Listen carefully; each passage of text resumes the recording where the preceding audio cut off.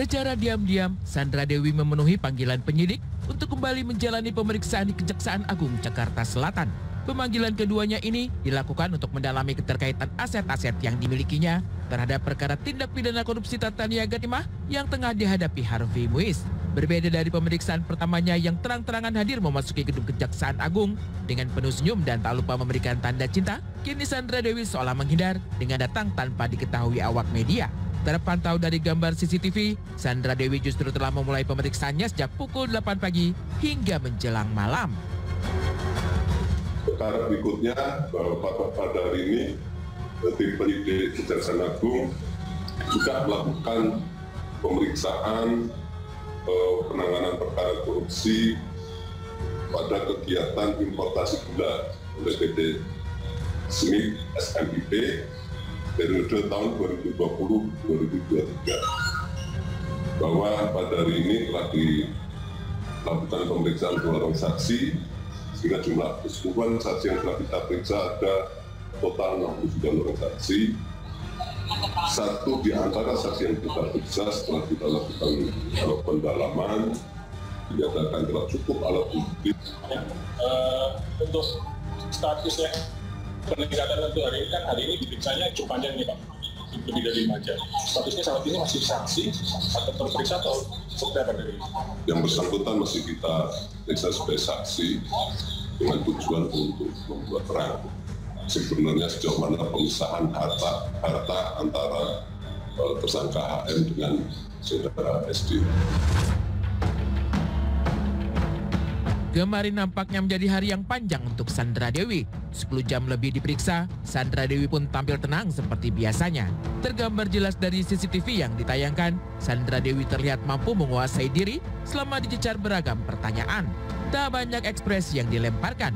Wanita berusia 40 tahun itu cukup kooperatif selama pemeriksaan berlangsung. Sekilas memang tak ada yang janggal dari gestur tubuhnya. Namun jika melihat satu momen, Sandra Dewi nampak tak fokus saat mengecek dokumen-dokumen yang diberikan.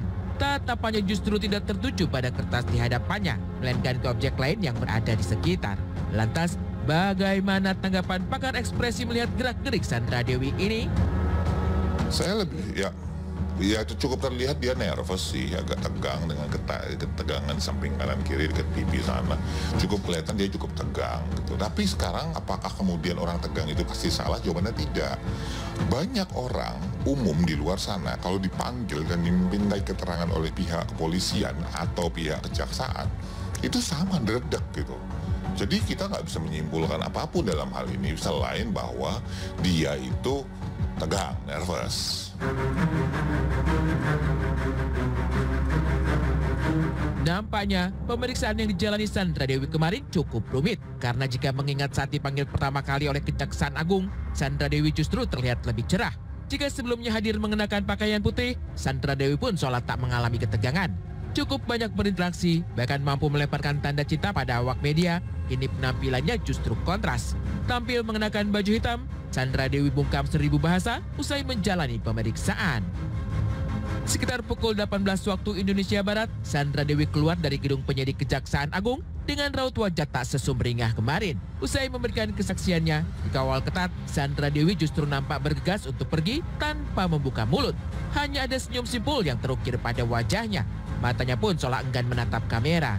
Ribuan pertanyaan yang dilontarkan wartawan pun diacuhkan begitu saja. Dengan mengatupkan kedua tangannya, pemeran sekaligus model kenamaan itu seolah tengah meminta maaf. Lantas, apakah maksud dari senyuman yang dilemparkan Sandra Dewi kepada publik ini? Kita perlu melihat backgroundnya Sandra Dewi ini sebelum dia menjadi istrinya Harvey Muiz.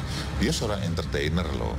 Seorang entertainer yang biasa untuk menampilkan wajah yang sumringah, yang senyum kepada publik, walaupun di belakangnya remuk redam. Buat saya, apa yang ditampilkan Sandra Dewi ini adalah refleks dari bahwa dia dulu ada seorang entertainer dan nggak mungkin hilang dalam sekejap gitu. Bahwa dia ya tanda petik istilahnya ya, senyum basa-basi gitu loh.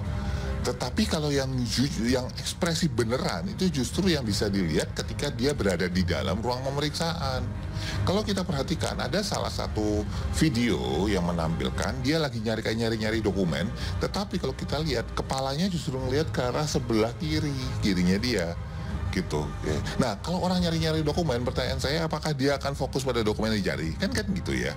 Tetapi ini dia fokus pada titik lain, sementara ini masih gerak, masih nyari gitu. Artinya kepala dia nggak di situ. Dia mencoba untuk menciptakan sebuah jawaban kepada penyidik gitu. Jawabannya apa dan kenapa kita nggak tahu. Tetapi dia mencoba untuk berpikir jawaban apa yang bisa dikasih ya, gitu, tanpa berbasiskan data-data apa yang dia pegang. Sandra Dewi boleh saja menutupi kerisauannya, namun sikap diamnya ini dinilai menyebalkan bagi segelintir orang. Bagaimana tidak? Setelah sang suami diduga ikut merugikan negara hingga 271 triliun rupiah, belum juga ada penjelasan yang memuaskan didapat. Sementara barang-barang mewah yang mereka nikmati selama ini ada kaitannya dengan kasus korupsi tersebut, mulai dari mobil mewah sampai jam tangan branded. Namun itu hanyalah segelintir dari harta mereka. Lantas bagaimana aset lainnya seperti jet pribadi, rumah mewah hingga barang branded lainnya? Akankah semua itu akan ikut disita? Beberapa harta yang kami sita diduga terkait dengan kejahatannya. Ya, maka kita lakukan peliharaan. Harta yang belum jelas kedudukannya saat ini sedang kita blokir untuk ditelusuri sejauh mana keterkaitannya. Ada kemungkinan statusnya dinaikkan dari saksi menjadi tersangka, Pak? Saya tidak berani mengatakan kemungkinan ya.